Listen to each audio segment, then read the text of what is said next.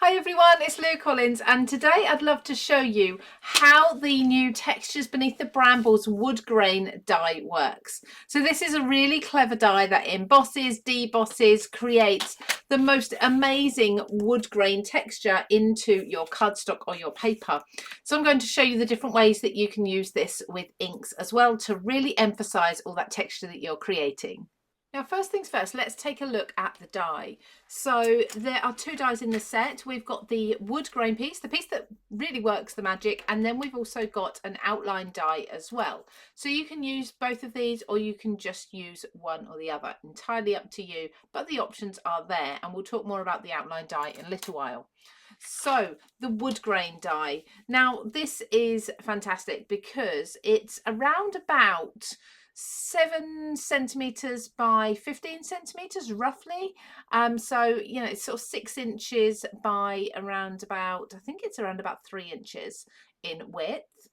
So it's a really good size panel, and you can repeat this. So if you want to create the texture in your cardstock with that wood grain effect and then repeat it again and then repeat it again, you can do all the way along sideways. So really easy to do. You just need a die cutting machine, and I'm going to be using this craft coloured piece of cardstock.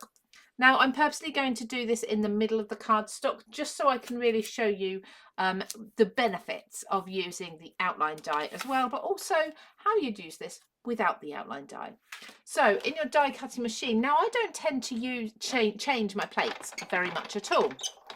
I use the same system as I would for die cutting. Now, first of all, let's look at this die if I just die cut it. So this is with the normal plate sandwich that I'd use for any other cutting die with my cardstock. I've got my chrome plate in here.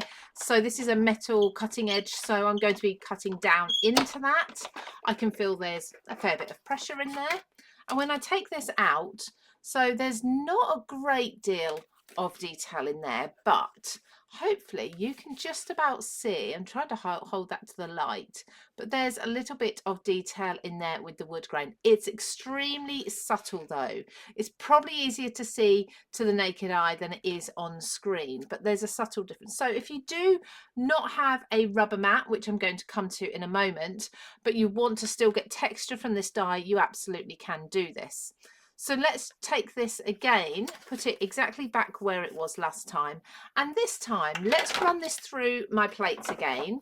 Now again, I'm not going to change the sandwich too much. I'm going to have my metal plate, my base plate, my cutting plate, the same as I just did for die cutting. This time I'm going to add in a rubber mat. So rubber mats, you can buy them separately. Very often they will also come with your machines too. And what I'm going to do is place my rubber mat down first, and then my paper and my die. If you have a paper cutting sandwich where you tend to put your die down, then your paper on top, then you would put your rubber mat on top of that. So a little more pressure now. I can really feel there's more pressure than there was last time when we were just using the normal die cutting sandwich and no rubber mat. Let's take this out, pop this to the side for a moment. And when I open this up, well, first of all, you can probably see that there's actually more detail on the reverse, but this side there is a lot more detail again. Now, so that on the camera you can see that detail, I'm just going to take an ink pad and I'm going to swipe over that. Just with a flat ink pad, this wouldn't work if you had something like a rounded ink applicator, but just going over the surface there. And there you can really see that wood grain detail. You can see where that has embossed into the cardstock beautifully. Now, if you want to, you can use your outer die like so, and you can cut this out into a rectangle. So there, I've just run that through afterwards once I've added all my ink, and I've got a rectangle perfectly cut down to size with that wood grain texture in. Now let's create even more with this. So I'm going to take a brown cardstock again, and with a scrap of white paper, or any colour paper, any scrap of paper underneath your die, just going to add some ink to this, again using a flat ink pad, trying not to touch it too much to get inky fingers, but just brushing that over the raised areas on the die. Now, it's worth saying with this, we're calling it a die, but in fact, there are no cutting edges in this piece. The outline rectangle does cut through. This one embosses and debosses instead. So I'm going to place my inked die on my die cutting platform there. I'm going to just gently lay a piece of cardstock over the top, just like so, being careful not to smudge that too much. And then I'm going to lay this rubber mat over the top, and I'm going to run this through nice and slowly. And what's happening here is we're getting a letterpress detail instead of just the deboss.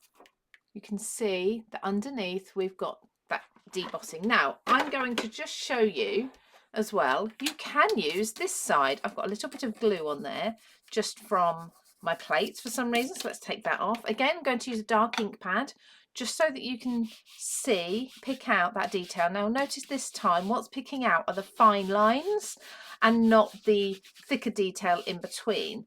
So that's the reverse of my die cut, the deboss side. Look at this. So this is one side and this is the other. So already straight away we've got 3 different looks, with the one that's just the die cutting, very, very subtle. The one here that is the die cutting with the rubber mat, or the cutting with the rubber mat, and that's the front. And then we've got the reverse as well. But what about the side that we've got in here? So we inked that die. Let's lift this out, and then we've got a lot more beautiful detail.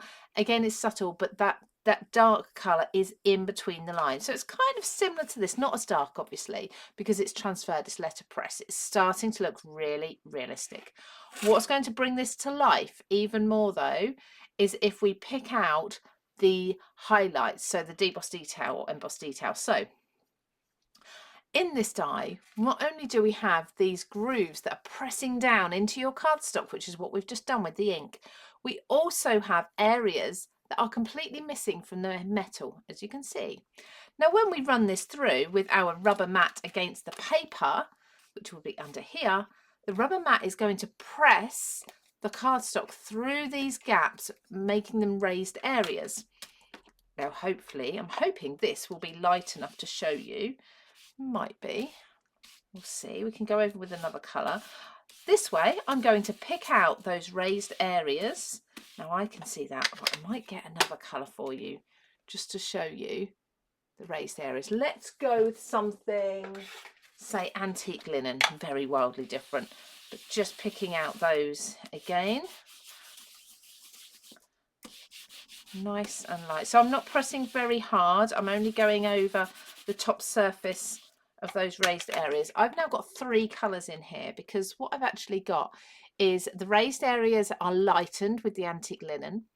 The middle area is the craft cardstock that we already had, and the deeper area is the darker ink there as well. So we've got 3 layers and we've got 3 colours. Now again, let's go with, let's say, Lost Shadow. This is a very light one. Here we go. Now we can really see those raised areas being picked out. So look at that, beautiful. So you can really see the detail up and down with these. Now, as an example of how you'd use this on a project, I've got this card here to show you. I've actually used this die twice. So I've used it once here and then alongside here on that clipboard at the back to create the wood grain effect. I didn't ink over that. I just simply inked the edges of the die before I embossed it, die cut it, ran it through my machine, however you want to say it. So I did ink the die first to get the darker ink in those grooves, and I inked around the edge, but I didn't do the highlights in this particular one. But hopefully that will give you an idea of the sort of projects that you can be doing when you can achieve wood grain effects like this. Now these are either inking the front or the back of the wood grain, both with and without using a rubber mat. So some are just using the die on its own to pick out the detail very finely. Some are inking the back, some are inking with 2 colours, but just to show you the range of wood grain effects that you can get using the Textures wood grain die. Now we're going to make sure that there's a stockist list down below for you, and if you want any more information on these, don't forget to follow us on social media, because we have got lots of projects coming your way very soon. Take care, everybody. Bye bye.